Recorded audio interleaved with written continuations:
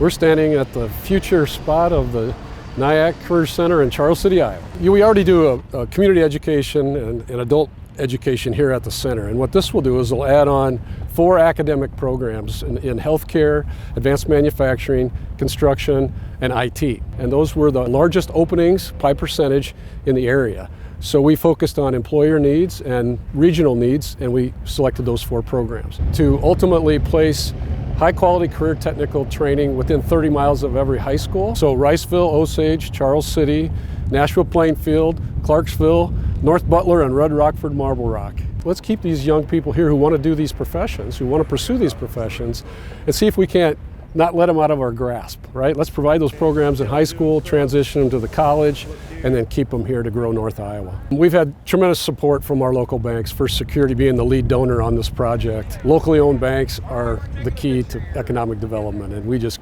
can't thank them enough for their continued support of this work and this project. You know, sometimes you think this is about NIACC, but it's not. It's about North Iowa. It's about how do we provide those pathways to employment